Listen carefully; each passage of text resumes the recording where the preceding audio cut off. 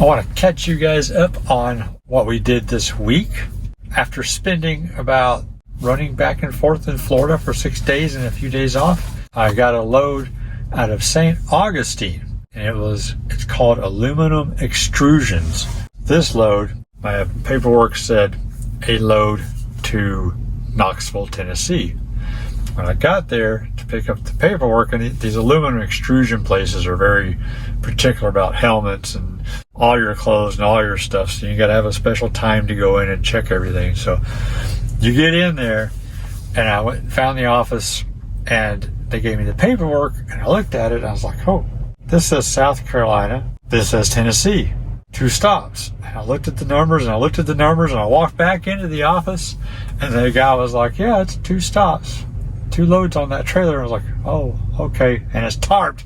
Anyway, I called my boss. He's like, okay, yeah, just go for it. We'll put it on. So I get out there, and it's half of the trailer is these big aluminum tubes like this, not very heavy. And the back of the trailer was some sort of aluminum long things that ended up being some sort of item they drill holes through and cut and use it as a brace. It's pretty interesting to see that in the shop when I walked in. But 2 loads on the trailer. Now these guys, they says you are forbidden to get on the trailer. I don't know if you've never done tarping or any kind of load securement, not getting on the trailer is a pain in the butt. So I had to swap my trailer, swap everything, my dunnage over to the new trailer, and pull the new trailer out a little bit. Luckily we were in the shade, and we got to securing. The aluminum pipes, tubes, were 4 or 5 layers, so I had to get my ladder down and had to do layers of securement. So I ended up using pretty much every strap we had again. It took a long time to secure that, and since it was aluminum, I really secured it because I was worried about it wobbling. I didn't want to lose that load. And then you have to use their tarp machine. Well, I go over to get into the tarp machine, and I can't get my truck in because they have a trailer. I can't do it. I can't get in there, and they have all these arrows. One way only, one way only. By this time, I'm getting kind of pissed. No one will help. No one will really talk to you. And I just say, forget it. I'll block the whole road with the truck. And I'm looking around, looking at the arrow. I finally found somebody to help. And the guy's like, oh, yeah, everybody just backs in. I'm like, you mean against the one way? Well, yeah, you're pointing the right way. They just don't want you to drive in the wrong way. Luckily, another guy moved a truck, and I could back in because it's not designed for a 53-foot trailer, right, to pull in under this big tarping apparatus. So I got in there, threw the tarps out. You got to pull the truck out. You roll the tarps out on the ground, and then you have this thing that you bring down, and you have to lift the tarps up and hook it up. I did it one time during training. But at that place, a guy was there to do it for you. You just helped. This place, the guy in the office says, we're not allowed to touch the machine or your tarps. But there's a sign telling you how to do it.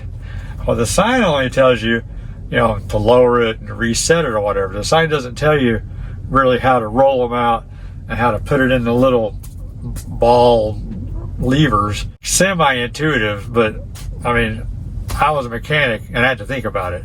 If you don't have any skills whatsoever at problem solving, well, you shouldn't be in flatbed in the first place. But if you don't have any problem solving skills, you wouldn't be able to do this. So I got the tarps laid out, got it half-assed set up, and started lifting it. They're falling out. So we get it put back in. And by this time, I'm done. I've had it. And I've been there 2.5, 3 hours already by now. And get the thing lifted up, pull the truck up, get it adjusted, lower it. It actually worked.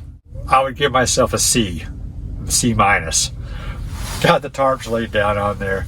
Proceed to tarp, and the load is like, all 3 tarps had to go on. The load is like multi-levels, and it took forever to get things to protect your tarps. I don't have any blankets. I dug 7 boxes out of their recycling bins. I never got assigned blankets or for edge protection, so I'm using boxes out of people's dumpsters. So I got all the boxes, all the edge. I got everything protected. Didn't put a single hole in a tarp using cardboard boxes. And we get everything done, and Connie and I look at each other, And we're just like, box truck. Box truck is the way to go. Anyway, and we took off to South Carolina. This place was interesting because it's not designed for a big truck. It's a small little bitty road, and you see this driveway and you're like, I gotta back in. So you drive up the road, block all the traffic, and back into the place. People were really cool, showed me around the shop, unloaded that spot, took one tarp off and a half a tarp I had to fold up, and then took a tarp off, folded it up, had to re-tarp the other, that half of a tarp, wadded that all up, got her back together, got that undone. We took off for Knoxville, Tennessee.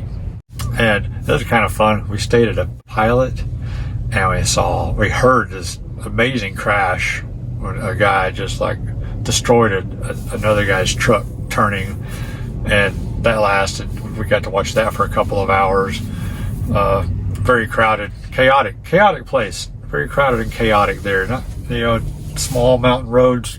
Anyway, I got there pretty early and said, screw it, I ain't driving anymore. And I parked at 4 o'clock and got up pretty early, like 3 or 4 again, drove into Knoxville. The place, I had to drop the pipes off. They didn't even open the gate until 7:30. So I just parked the truck out by their gate and chilled out for a while and drove in, and that was easy. Took those tarps off, folded them up. They took the stuff off, didn't even talk to me, handed me the papers. And I just sat in their parking lot, waited for a load, and I got another load within an hour or so. A couple of hours away in Tennessee, went up. This time I got plastic fencing, like a vinyl fencing for how to make it like a little yard fencing in boxes.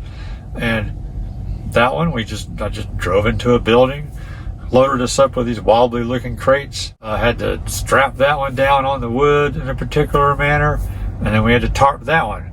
They lifted the tarps up this time, and I had to pull outside, and then I was able to like kind of crawl on the stuff on the wood and not break things and tarp that one. And that was another pain in the butt because it's pretty tall and lots of levels also. But we got it tarped. We were in and out of that place in about 3 hours, and that whole load went to Maryland.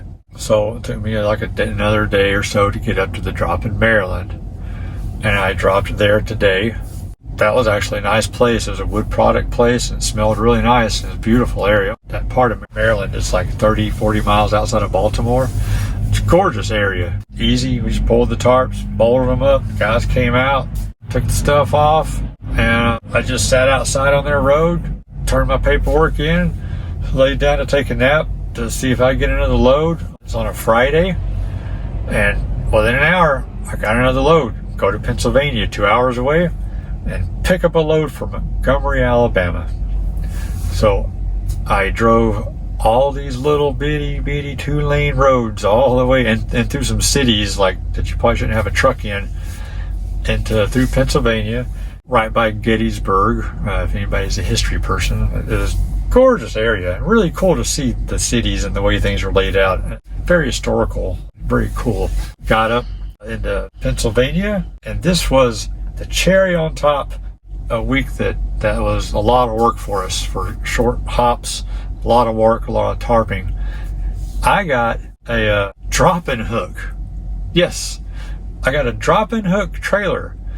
I pull into this company makes pickup truck utility beds, and I drive in. It's kind of chaotic getting in there. Trucks coming, you can only get one truck in, one truck out at the time. Very strict on time.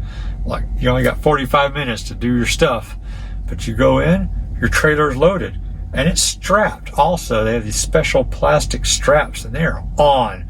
And I got 2 or 3 stacks of utility pickup beds, and all you do is hook up to the trailer, check it, pre-trip it. I had to move my dunnage. It took me 5-10 minutes, and man, I was out of there. I just took off. So but the time I pulled up and pulled out, under an hour probably. Now I'm on my way down to Alabama. Oh, and I missed my fuel stop because I was waiting for my fuel solution, but it was on the wrong interstate, like a mile or 2 away, so I skipped it. And let me tell you, there's a dead zone in north of Baltimore, this whole rural area. dead zone for big truck diesel pumps, cause I must have gone another 150, 200 miles up and back out to find a truck stop. So I was down to, I think the light was coming on before I was starting to get scared there.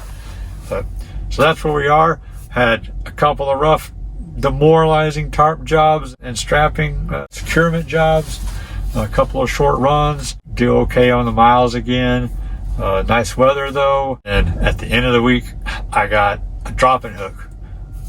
Box trucks are a lot of drop-in hooks, but anyway, drop-in hook was cool.